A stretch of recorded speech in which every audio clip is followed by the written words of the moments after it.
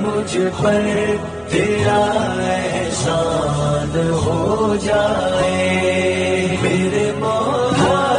اگر مجھ پر۔ بسم اللہ والصلاة والسلام علی رسول اللہ، اما بعد فاعوذ باللہ من الشیطان الرجیم، بسم اللہ الرحمن الرحیم۔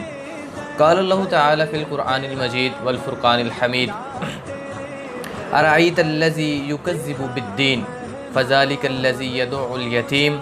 ولا یحض علی طعام المسکین۔ صدق اللہ العظیم۔ آخری پارے میں آخری صورتوں میں ایک ایسی صورت اللہ تعالیٰ نے نازل فرمائی جس کا نام سورہ ماعون ہے۔ اگر ماعون کے معنی کو اچھی طرح دیکھا جائے تو پتہ چلتا ہے کہ ماعون کا معنی استعمال کی چیزیں نہیں بلکہ عام استعمال کی چیزیں۔ تو یہاں پہ اگر دیکھا جائے کہ استعمال کی چیزیں لفظ نہیں کہا گیا، اگر استعمال کی چیزیں اس کی آخری آیات کے ساتھ اس کا جو کانٹیکٹ ہے کہ وَيَمْنَعُونَ الْمَاعُونَ، آخر میں اللہ تعالیٰ فرماتے ہیں کہ وہ منع کرتے ہیں عام استعمال چیزیں، عام استعمال کی گھریلو اشیاء جو ہوتی ہیں، یہ عام استعمال کی چیزیں وہ دینے سے منع کرتے ہیں۔ تو ماعون اس صورت کا نام رکھ دیا گیا کیونکہ اس صورت کا آخری جو لفظ ہے آخری آیت کا وہ ماعون ہے، اور اس کا معنی ہے عام استعمال کی چیزیں۔ اس طرح تو پھر کوئی بھی کسی سے کوئی مہنگی چیز مانگ لیتا ہے، یار مجھے اپنا گھر دے دو رہنے کے لیے، اپنی گاڑی دے دو استعمال کے لیے، نہیں، یہ نہیں کہا، بلکہ عام استعمال کی عام اشیاء جو ہم استعمال کرنے میں، یعنی کہ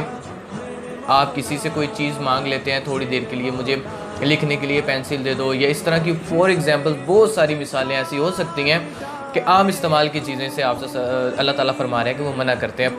اب وہ لوگوں کو پڑھ لیتے ہیں وہ کون لوگ ہیں جو یہ کام کرتے ہیں، تو اللہ تعالیٰ نے شروع اس کو قیامت کے تذکرے سے کیا۔ اللہ تعالیٰ شروع میں فرما رہے ہیں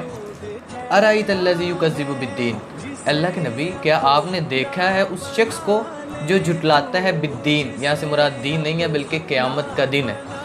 آخری اس پارے میں ہم بہت ساری آیتوں کو اگر ہم دیکھیں تو اللہ تعالیٰ نے آخری اس پارے میں بے شمار ایسی آیات اتاری، بلکہ 28ویں اس پارے کی طرف بھی اگر ہم جائیں تو ہمیں دیکھنے کو یہ چیز ملے گی کہ اللہ تعالیٰ نے بہت زیادہ تذکرہ کیا ہے قیامت کے دن کا۔ اگر ہم دیکھتے ہیں 30ویں سپارے سے پہلے تو اللہ تعالیٰ نے سورہ قیامت کے دن سے ہی پوری سورت کو نازل کر دیا، وہ اس لیے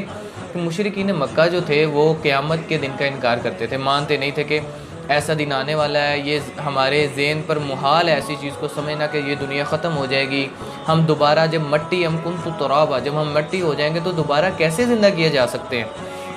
تو اللہ تعالیٰ نے آخری اس بارے میں جو مکی صورتیں ہیں ان میں بہت زیادہ اچھی طرح اس چیز کو ڈیفائن کیا کہ قیامت کا دن آنے والا ہے۔ پھر قیامت کے دن کے متعلق اللہ تعالیٰ نے بہت سارے تذکرے کیے کہ اس دن پہاڑ روئی کی طرح اڑنے لگیں گے، زمین کا جو حال ہوگا، آسمان، سورج جو ہے وہ سوانیزے پہ آ جائے گا، چاند کو لپیٹ دیا جائے گا، تارے ٹوٹ جائیں گے۔ تو اس طرح اللہ تعالیٰ نے یہاں پہ بھی مشرکین کا تذکرہ کرتے ہوئے اللہ تعالیٰ نے فرمایا کہ اللہ کے نبی آپ نے دیکھا ہے ایسے شخص کو جو جھٹلاتا ہے قیامت کے دن کو، ٹھیک ہے، ایک تو وہ قیامت کے دن کو جھٹلاتا ہے، فذالک الذی، اور وہ شخص یدعو الیتیم جو یتیموں کو دھکے دیتا ہے۔ اب یہاں پہ یتیم کہ اگر تعریف ہم کریں تو امام ابن کثیر رحمہ اللہ فرماتے ہیں کہ جانوروں میں یتیم وہ ہے جس کی ماں نہ ہو، لیکن ان کا روزی کا سسٹم کچھ اور ہے، لیکن ہمارے انسانوں میں یتیم وہ ہے جس کا باپ نہ ہو، اور یتیم شخص اس وقت تک رہے گا جب تک وہ بلوغت تک نہیں پہنچتا۔ اگر وہ سن بلوغت کو پہنچ چکا ہے تو وہ یتیم کی صف سے باہر نکل جاتا ہے، جب تک وہ بالغ نہیں ہے تب تک وہ یتیم ہے، جب تک بالغ نہیں ہوا۔ تو اگر ہم یہاں پہ دیکھیں تو دھکے دینے سے مراد یدعو الیتیم، یتیم کو دھکے دینے سے مراد یہ ہے کہ یتیم کا حق کھا جانا، یتیم کے ساتھ زیادتی کرنا۔ یہ اللہ تعالیٰ نے کیوں فرمایا یہاں پہ؟ مشرکین مکہ کے ساتھ جو ہے ان کو سمجھانے کے لیے ان کے ساتھ بات کی جا رہی ہے۔ مشرکین مکہ میں بہت سارے لوگ ایسے تھے جو کفالت کرتے یتیم کی، تو جو لڑکیاں ہوتی جب وہ بڑی ہو جاتی تو جن کی کفالت کر رہے ہوتے تھے انہی کے ساتھ بعد میں شادی کر لیتے، نکاح کر لیتے، اور ان کا جتنا بھی مال تھا وہ ہڑپ بھی کر جاتے اور ان کو حق مہر تک نہ دیتے۔ یہ ظلم آپ صلی اللہ علیہ وسلم سے آنے سے پہلے اور آپ صلی اللہ علیہ وسلم جب آئے اس وقت یہ ظلم عروج پر تھا کہ ایک تو یتیموں کا مال کھایا جاتا۔ اب بھی ہم اپنے معاشرے میں مسلمانوں کے بھی حالات دیکھ لیں، اگر کوئی اچھا کھاتا پیتا گھرانہ چل بسے ہیں، ماں باپ تو اس کی اولاد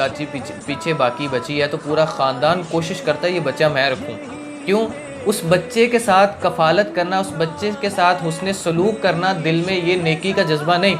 بلکہ اس کا جو مال ہے وہ کھانے کا طریقہ ہے کہ میں اس کا مال جو ہے وہ مجھے مل جائے کسی نہ کسی طریقے سے۔ اب ہم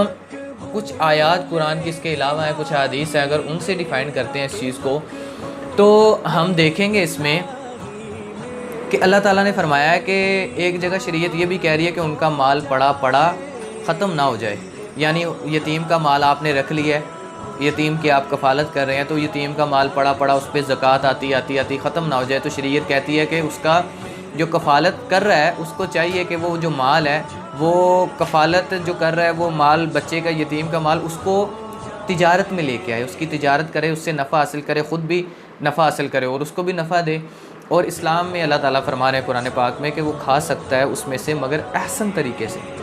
اچھے طریقے سے تھوڑا سا اس میں سے لے لے۔ وہ جو غریب ہے، جو مفلس ہے، جو غریب ہے، جو کسی کی کفالت کر رہا ہے بچے کی، اس کے پاس اتنا زیادہ مال نہیں ہے کہ وہ بچے کو بھی کھلائے، خود بھی کھائے، تو یتیم بچے کے مال میں سے جو اس کے پاس امانت ہے اس میں سے کچھ لے سکتا ہے، مگر احسن طریقے سے، یہ نہیں کہ سارا مال ہڑپ کرنے کی امید اس کے دل میں ہو۔ تو اس لیے اللہ تعالیٰ نے فرمایا کہ اللہ کے نبی آپ نے اس شخص کو بھی دیکھا ہے جو یدعو الیتیم، یتیم کو دھکے دیتا ہے۔ دوسری آیت میں دوسرا مضمون، اور تیسری آیت میں اللہ تعالیٰ تیسرے مضمون پر بات کریں، وَلَا يَحُضُّ عَلَىٰ طَعَامِ الْمِسْكِينِ۔ ایک تو وہ قیامت کے دن پر ایمان نہیں لاتے، اور دوسری چیز ہے کہ وہ یتیموں کے ساتھ اچھا سلوک نہیں کرتے، ان کو دھکے دیتے ہیں۔ وَلَا يَحُضُّ عَلَىٰ طَعَامِ الْمِسْكِينِ، اور وہ کھانے کی ترغیب بھی نہیں دیتے مسکینوں کی۔ اب مسکین کون ہے؟ مسکین کی اگر اصطلاحی تعریف کی جائے تو مسکین وہ ہے جس کے خرچے پورے نہ ہو رہے ہوں۔ فور ایگزامپل، ایک بندے کی 10,000 سے 12,000 تنخواہ اس دور میں، تو یقیناً اس کے خرچے پورے نہیں ہوں گے۔ ایک بندے کی 500 دہاڑی ہے تو اس کی دہاڑیاں بھی اگر ایک مہینے میں 15 لگ جاتی ہیں، 20 لگتے ہیں، لیکن خرچے اس کے زیادہ ہیں، اس شخص کو مسکین کہا جا سکتا ہے۔ لیکن اس کے برعکس جو فقیر ہے وہ ہوتا ہے جس کے پاس کچھ نہ ہو، لیکن مسکین کے پاس کچھ نہ کچھ ہوتا ہے، لیکن اس کے سارے اخراجات اس کی پے میں سے پورے نہیں ہو رہے ہوتے۔ تو اللہ تعالیٰ فرماتے ہیں، تو اللہ، اگر ہم غور کریں یہاں پہ قرآن کی آیت میں کہ اللہ تعالیٰ نے عَلَىٰ طَعَامِ، اکثر آپ دیکھیں گے لفظ قرآن میں اطعام بھی آیا ہے، لیکن یہاں پہ اللہ تعالیٰ فرما رہے ہیں طعام المسکین، مسکین کا کھانا۔ اس سے پتہ چلا کہ کھانا جو بظاہر تو میں دیکھوں گا بھی کھانا میرا ہے، میرے پاس ہے کھانا، تو میری پاکٹ میں جو زیادہ پیسے پڑے ہیں ان میں سے مسکین کا حق پڑا ہوا ہے، تو وہ مسکین کا کھانا ہے، وہ میں سمجھ رہا ہوں سارے پیسے میرے ہی ہیں، لیکن اللہ تعالیٰ فرما رہے ہیں کہ وہ، آپ نے دیکھا ہے اللہ کے نبی اس شخص کو، ایک تو وہ قیامت کو جھٹلاتا ہے، ایک وہ یتیم کو دھکے دیتا ہے، اور اس کے ساتھ اللہ تعالیٰ فرماتے ہیں کہ وہ ترغیب بھی نہیں دیتا کھانا، نہ خود کھلاتا ہے کھانا اور نہ ہی کسی اور کو ترغیب دیتا ہے کھانا کھلانے کی کسی مسکین کو۔ اس کے بعد اللہ تعالیٰ نے جو بہت زیادہ امپورٹنٹ چیز اللہ تعالیٰ فرماتے فویل للمصلین، ہلاکت ہے نمازیوں کے لیے۔ اب ویل کے متعلق حسن بصری رحمہ اللہ تفسیر ابن کثیر میں، امام ابن کثیر نے ان کے قول کو ذکر کیا، وہ کہتے ہیں کہ ویل جو ہے نا وہ جہنم کی ایک وادی ہے، اگر اس جہنم کی وادی میں پورا پہاڑ پھینکا جائے وہ بھی پگھل جائے گا، اتنی زیادہ اس کی ٹمپریچر کی شدت ہے ویل وادی میں۔ لیکن عام مفسرین نے اس کا ترجمہ ہلاکت بھی کیا ہے، بربادی، یہ ہلاکت ہے اس شخص کے لیے، کس کے لیے؟ مسلین، نمازیوں کے لیے۔ اب یہاں پہ بندہ بہت زیادہ اچانک سے شوق ہو جائے گا، نمازیوں کے لیے، نمازیوں کے لیے تو اسلام نے بہت زیادہ پروٹیکٹنگ کی ہے، اسلام بہت زیادہ جو ہے وہ ڈیفائن کر رہا ہے ان کو، بہت زیادہ جنت کے لیے اور انسان کے دین میں پختہ ہونے کے لیے سب سے مین چیز ہے وہ نمازی ہے، نمازیوں کے لیے تو انعام بڑے بیان کیے اللہ نے، تو یہاں پہ اللہ تعالیٰ فرما رہے ہیں ہلاکت ہے نمازیوں کے لیے۔ اگلی آیت اس چیز کو اچھی طرح ڈیفائن کر دیتی ہے، اللہ تعالیٰ فرما رہے ہیں جو ہلاکت ہے یا ویل وادی ہے جہنم کی نمازیوں کے لیے، کن کے لیے؟ الذین، وہ لوگ، ہم عن صلاتہم ساہون، جو اپنی نمازوں سے غفلت برتنے والے ہیں۔ مطلب ہم جیسے لوگ 4 نمازیں پڑھ لی، ایک چھوڑ دی، کبھی 3 پڑھ لی، 2 چھوڑ دی، ایک یہ معنی مراد لیا مفسرین نے، ایک یہ لیا کہ تکبیر اولیٰ سے نماز نہ پڑھنا، لیٹ پڑھنا نماز، پھر ہماری نمازیں تھوڑی سی، یہ نمازیوں کی بات ہو رہی، جو نماز نہیں پڑھتا اس کو تو احادیث نے ڈیفائن کر دیا ہے کہ وہ کافر ہے، اور امام احمد بن حنبل فرماتے ہیں کہ وہ پکا کافر ہے، حالانکہ امام شافعی اور امام احمد بن حنبل نے کہا ہے کہ نہیں فاسق ہو جائے گا، چھوٹا کافر بڑا نہیں، لیکن امام احمد بن حنبل فرماتے ہیں کہ وہ کافر ہو گیا ہے، اس کو قتل کرنا بھی جائز ہو گیا، اس کا مال لینا بھی حلال ہو گیا، اتنے زیادہ سخت الفاظ، جو نماز پڑھتا ہی نہیں، بالکل ہی نہیں پڑھتا۔ تو اس کے اندر بھی علماء نے کچھ نرمی کی رائے نکالی ہے کہ کہ ظاہر ہے وہ انکار نہیں کر رہا کہ میں نماز کا انکار کرتا ہوں، یہ نہیں کر رہا، لیکن وہ پڑھنا چاہتا ہے لیکن پڑھ نہیں رہا، تو یہ بھی بہت بڑی ایک کبیرہ گناہ ہے اور سستی ہے۔ تو یہاں پہ بات ہو رہی ہے جو نمازی نماز پڑھتے ہیں لیکن اس میں غفلت کرتے ہیں۔ اب یہاں پہ ایک چھوٹا سا بریک مین پوائنٹ ہے کہ اللہ تعالیٰ نے فرمایا کہ ان صلاتہم، نمازوں سے غفلت کرتے ہیں۔ اگر آتا فی صلاتہم، نمازوں میں غفلت کرتے ہیں، پھر سب نے پکڑے جانا تھا، سب نے پھنس جانا تھا، کیونکہ نمازوں میں تو سب غفلت کر رہے ہیں۔ نماز ہم پڑھتے ہیں، دھیان کہیں اور ہوتا ہے، تو اگر اس دھیان کی طرف اشارہ آ جاتا قرآن میں فی صلاتہم، وہ اپنی نمازوں میں غفلت کرتے ہیں، تو پھر تو بڑی سختی ہو جانی تھی۔ تو یہاں پہ فرمایا جا رہا ہے ان صلاتہم، ان کا ترجمہ سے اور فی کا میں، ان سے اپنی نمازوں سے غفلت کرنے سے مراد یہ ہے کہ نمازیں وقت پہ نہیں پڑھتے، تکبیر اولیٰ سے نہیں پڑھتے، اور نمازیں کبھی کم پڑھ لیں، کبھی زیادہ پڑھ لیں، کبھی قضا کر لی، تو ان کے لیے اللہ تعالیٰ فرما رہے ہیں کہ ویل، جہنم کی وادی یا ہلاکت ہے ان نمازیوں کے لیے۔ اس کے بعد اللہ تعالیٰ فرما رہے ہیں